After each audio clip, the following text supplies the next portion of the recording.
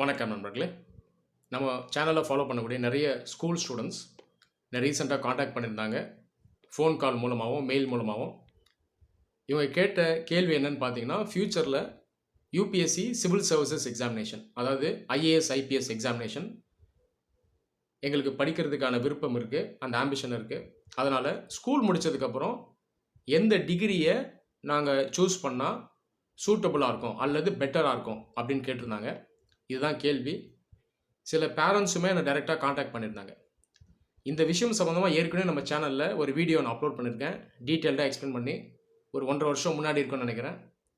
இப்போ மறுபடியும் இந்த கேள்வி வருது. அகாடமிக் இயரும் இப்போ ஸ்டார்ட் ஆக போகுது. நிறைய ஸ்டூடெண்ட்ஸ் ஸ்கூல் முடித்து இப்போ காலேஜ் சேரக்கூடிய அந்த நிலையில் இருக்காங்க. அதனால் ஃப்ரெஷ்ஷாக ஒரு வீடியோ அப்லோட் பண்ணி இது கிளாரிஃபிகேஷன் கொடுத்துட்டா பெட்டராக இருக்கும் அப்படின்னு நான் நினச்சேன். ஸோ இதை பற்றி தான் நம்ம அந்த வீடியோவில் டிஸ்கஸ் பண்ண போகிறோம். சரி, எந்த டிகிரியை நீங்கள் சூஸ் பண்ணால் கரெக்டாக இருக்கும் அப்படின்னு பார்க்குறதுக்கு முன்னாடி முதல்ல ஓவரால் தமிழ்நாட்டிலிருந்து ரீசன்ட் பாஸ்டில் செலக்ட் ஆன ஸ்டூடெண்ட்ஸ் இவங்களுடைய அகாடமிக் பேக்ரவுண்ட் இதை நான் ப்ரீஃபாக சொல்கிறேன். நான் சொல்கிறத நீங்கள் அப்படியே எடுத்துக்கணும்னு அவசியமே இல்லை, நீங்களே அதை அஃபிஷியலாக வெரிஃபை பண்ணிக்கோங்க. லாஸ்ட் 15-20 இயர்ஸ் அப்ராக்சிமேட்டாக நீங்கள் பார்த்தீங்கன்னா தமிழ்நாட்டில் தமிழ் மீடியம்லேயே ஸ்கூல் முடித்து செலக்ட் ஆனவங்க நிறைய பேர் இருந்தாங்க. அதில் ஒத்து பார்த்தீங்கன்னா தமிழ் லிட்ரேச்சரை ஆப்ஷனல் சப்ஜெக்டாக எடுத்து செலக்ட் ஆனவங்களும் இருக்காங்க. இதுக்கு முன்னாடி பார்த்திங்கன்னா 2 ஆப்ஷனல் இருக்கும், அதில் ஒன்று லிட்ரேச்சராக எடுத்திருப்பாங்க. ஒரு சில பேர் தமிழ் மீடியமில் முடித்து ஆனால் தமிழ் லிட்ரேச்சர் எடுக்காமல் மற்ற ஆப்ஷனலை எடுத்து செலக்ட் ஆனவங்களும் இருக்காங்க. அதே போல் ஆர்ட்ஸ் அண்ட் சயின்ஸ் பேக்ரவுண்டில் நிறைய பேர் செலக்ட் ஆவாங்க, இப்பயும் செலக்ட் ஆகிட்டு தான் இருக்காங்க. ஆனால் இடைப்பட்ட காலம் 2011 to 2015 நான் இன்ஜினியரிங் பேக்ரவுண்ட் ஸ்டூடெண்ட்ஸுடைய செலெக்ஷன் ரொம்ப கம்மியாச்சு ஆல் இண்டியா லெவலில். ஓவராலாக பார்த்தீங்கன்னா நான் இன்ஜினியரிங் பேக்ரவுண்ட், ரூரல் பேக்ரவுண்ட் இந்த மாணவர்கள் அந்தளவுக்கு செலக்ட் ஆகலை. இது காரணம் என்னென்னா இந்த சிசாட் எக்ஸாமினேஷன், இதுக்கு அஃபிஷியலாக ரிப்போர்ட்டே இருக்குது. அதுக்கப்புறம் 2015 சிசாட்டை குவாலிஃபைங் ஆகிட்டாங்க. ஸோ 2015 மறுபடியும் ஓரளவுக்கு லெவல் பிளேயிங் ஃபீல்டு வந்துருச்சு அப்படின்னே சொல்லலாம். ஆனாலும் கடந்த ஒரு 4-5 வருடங்கள் தமிழ்நாட்டில் இருக்கக்கூடிய கேண்டிடேட்ஸுடைய செலெக்ஷன் ரொம்ப கம்மியாக இருக்குது. நீங்கள் ஒத்து பார்த்தீங்கன்னா ரீசன்ட் பாஸ்டில் தமிழ்நாட்டிலேருந்து அதிகமாக டாக்டர்ஸ் வந்துட்டு தான் இருக்காங்க, பிடெக் முடித்தவங்க வந்துட்டு தான் இருக்காங்க, ஐஐடியில் முடித்தவங்க வந்துட்டு தான் இருக்காங்க. ஆமாவா இல்லையா? அப்போ இவங்க ஏன் செலக்ட் ஆக மாட்டுறாங்க? இதுக்கான ரீசனை நான் தனியாக ஒரு வீடியோவில் எக்ஸ்பிளைன் பண்ணியிருக்கேன், அதை பாருங்கள். இதுக்கான உண்மையான காரணம் என்ன அப்படிங்கிறத அதில் நான் சொல்லியிருக்கேன். வேணும்னா அந்த வீடியோவை நீங்கள் செப்பரேட்டாக பார்க்கலாம். சரியா? ஸோ இதுதான் செனாரியோ. ஆல் இண்டியா லெவலில் இன்றைக்கி தேதியில் நீங்கள் ஸ்டூடெண்ட்ஸினுடைய செலெக்ஷன் பெர்சன்டேஜில் ஒத்து பார்த்தீங்கன்னா ஐஐடிஎன்ஸ் அது இல்லாமல் ஓவராலாக இன்ஜினியரிங் பேக்ரவுண்டில் வரக்கூடியவங்களுடைய அந்த செலெக்ஷன் நம்பர் கொஞ்சம் அதிகமாக தான் இருக்கும். இதுக்கு காரணம் நீங்கள் பார்த்தீங்கன்னா நிறைய பேர் என்ன சொல்லுவாங்கன்னா, இவங்கெல்லாம் நிறைய படிச்சுட்டு வராங்க, இதெல்லாம் ப்ரொஃபஷனல் கோர்ஸ், இவங்களுக்கு அறிவு கொஞ்சம் அதிகமாக இருக்கும். அப்படி இல்லைன்னா இந்த ஐஐடி மாதிரி இன்ஸ்டியூஷன்ஸ்லாம் எலைட் இன்ஸ்டியூஷன், அதில் முடிச்சுட்டு வர்றதுனால இதில் செலெக்ஷன் ஈஸியாக நடக்குது அப்படின்னு சொல்லுவாங்க. இது உண்மையான்னு பார்த்தீங்கன்னா உண்மை கிடையாது. இந்த கோர்சஸ்லாம் பார்த்தீங்கன்னா ப்ரொஃபஷனல் கோர்சஸ் தான். ஸோ அந்த சிலபஸ் அது கொஞ்சம் ஹெவியாக தான் இருக்கும், ரைட்டா? ஆனால் ஐஏஎஸ் எக்ஸாமினேஷனுக்கு தேவையான நாலேஜ் ஜென்ரலிஸ்ட் நாலேஜ் தான், ஓகேங்களா? டொமைன் நாலேஜ் கிடையாது. டொமைன்குள்ளே இருக்கக்கூடிய இன்டெப்த் சப்ஜெக்ட் நாலேஜை யூபிஎஸ்சி எதிர்பார்க்கல. அப்போ இந்த ஐஐடிஎன்ஸ் இன்ஜினியர்ஸ் ஏன் அதிகம் செலக்ட் ஆகிறாங்க அப்படின்னு ஒத்து பார்த்தீங்கன்னா, இந்த மாணவர்கள் எம்பிபிஎஸ் முடிக்கும் போதோ இல்லை இன்ஜினியரிங் முடிக்கும் போதோ அந்த 4 வருடம் 5 வருடம் இவங்க ப்ரிப்பரேஷன் பார்த்தீங்கன்னா டிசிப்ளின்டாக இருக்கும், கன்சிஸ்டண்ட்டாக இருக்கும், இன்டென்ஸாக இருக்கும், ப்ரிப்பரேஷன் மெத்தடாலஜி கரெக்டாக இருக்கும், ப்ராக்டிஸும் ரெகுலராக பண்ணிக்கிட்டே வருவாங்க. இப்போ இந்த பசங்க என்ன பண்ணுவாங்கன்னா ஐஏஎஸ் எக்ஸாம் ப்ரிப்பரேஷன் வரும்போது அந்த பேட்டர்னை அப்படியே இங்கே ஃபாலோ பண்ணிடுவாங்க. அதனால் இவங்களுடைய செலெக்ஷன் அதிகமாக இருக்குது. இதுதான் உண்மை. ஒருவேளை ஆர்ட்ஸ் அண்ட் சயின்ஸ் முடித்தவர் கூட ஐஏஎஸ் எக்ஸாம் ப்ரிப்பரேஷனில் கரெக்டாக ப்ரிப்பேர் பண்ணுறாரு, அப்ரோச் கரெக்டாக இருக்குன்னா அவரும் அந்த ஐஐடிஎன் மாதிரியே தான் செலக்ட் ஆவார். ஆனால் இதில் நிறைய பேர் என்ன நினைக்கிறாங்கன்னா, ஐஐடி முடித்தவன் செலக்ட் ஆகிற வாய்ப்பு அதிகம், நாம் பாவம்னு இவங்களை இன்ஃபீரியராக ட்ரீட் பண்ணுறாங்க. இதுதான் உண்மை. நீங்கள் உத்து பார்த்தீங்கன்னா அதே ஐஐடிஎன்ஸ், அதே டாக்டர்ஸ், இதுலேயுமே நல்ல நாலேஜ் வச்சுருக்கவங்க, நல்ல ஸ்கோர் எடுத்தவங்க அகாடமிக்ஸில் ஐஏஎஸ் எக்ஸாம்குள்ளே வந்து ப்ரிப்பரேஷன் தப்பாக பண்ணுறாங்க, அப்ரோச் தப்பாக இருக்குது, தேவையில்லாதெல்லாம் படிக்கிறாங்க, மனப்பாடம் பண்ணிகிட்டு இருக்காங்கன்னா அவங்களாலையும் பாஸ் பண்ண முடியாது. வருஷம் நிறைய ஐஐடிஎன்ஸ் ப்ரிலிம்ஸ்லேயே ஃபெயில் ஆகுறாங்க. இதுவும் உண்மை. நான் சொன்ன இந்த ரீசன் தான் காரணம். இதை வந்து மீடியாலாம் அந்தளவுக்கு ஹைலைட் பண்ணுறதில்ல. ஓகேங்களா? அப்போ நான் சிம்பிளாக சொல்கிறேன். ஒருத்தர் ஒரு எலைட் இன்ஸ்டியூஷனில் படிக்கிறாருங்க, உதாரணத்துக்கு ஐஐடி. ஐஐடியில் அவர் முடிச்சுட்டு வராரு. அங்கே ஃபாலோ பண்ண அந்த பேட்டர்ன் டிசிப்ளினை கரெக்டாக பண்ணுறாருன்னா செலக்ட் ஆகிற வாய்ப்பு இவருக்கு அதிகமாக இருக்கும். ஆனால் அதே ஐஐடியில் முடிச்சுட்டு வர மாணவர் நல்ல நாலேஜ் இருக்குது, ஆனால் பேட்டர்னை ஃபாலோ பண்ணலை, அவருக்கு ஈகோவை சாட்டிஸ்ஃபை பண்ணணும்னு கண்டதும் படிக்கிறாரு, ப்ராக்டிஸ் கரெக்டாக பண்ணல, ஃபீட்பேக் வாங்க மாட்டாருன்னா அவரால் செலக்ட் ஆக முடியாது. இதுதான் உண்மை. இப்போ என்னுடைய சொந்த எக்ஸாம்பிளே நான் சொல்கிறேனே. நான் என்னுடைய ஃபஸ்ட்டு சீரியஸ் அட்டெம்ப்ட் 2010 கொடுத்தேன். 2010 அந்த ஃபஸ்ட்டு சீரியஸ் அட்டெம்ப்ட்லேயே இன்டர்வியூ வரைக்கும் போயிட்டேன். செல்ஃப் ஸ்டடி தான். நீங்கள் ஒத்து பார்த்தீங்கன்னா அதில் ஆப்ஷனல் சப்ஜெக்ட்ஸ் ஜுவாலஜி, ஜியாகிரஃபி எடுத்தேன். ஜுவாலஜியில் எனக்கு அகாடமிக் பேக்ரவுண்டே கிடையாது. ஆனாலும் அது ஹார்ட் ஒர்க் பண்ணி லைப்ரரியில் போய் நிறையா புக்ஸ் எடுத்து படித்து 290 மார்க்ஸ் எடுத்தேன். ஓகேவா? எந்த அகாடமியும் நான் போகலை. அப்போ இதுதான் உண்மை.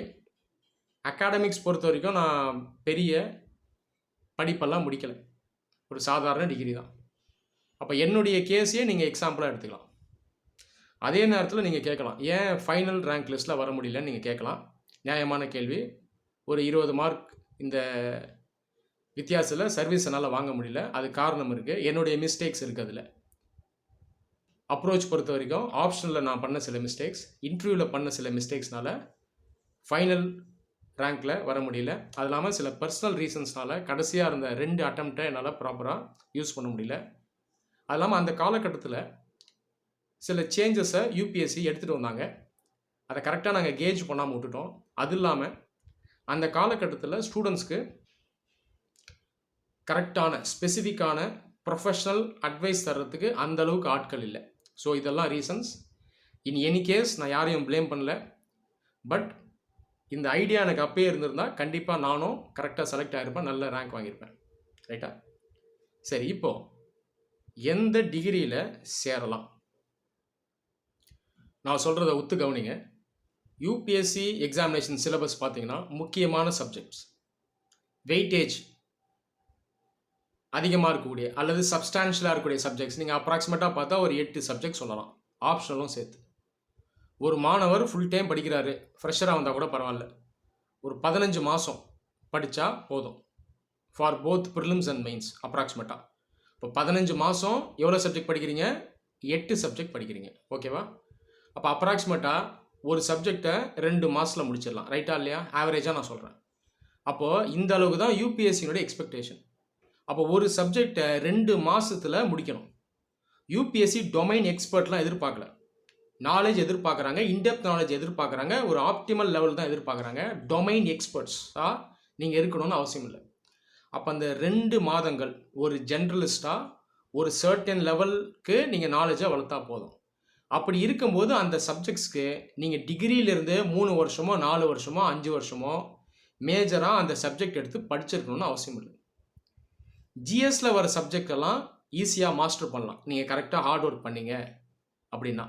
ஓகேவா? ஹிஸ்ட்ரி, ஜியோகிரஃபி, என்விரான்மெண்ட், இதுக்கெல்லாம் நீங்கள் டிகிரியிலேயே அந்த படிப்பு எடுக்கணும்னு அவசியம் கிடையாது.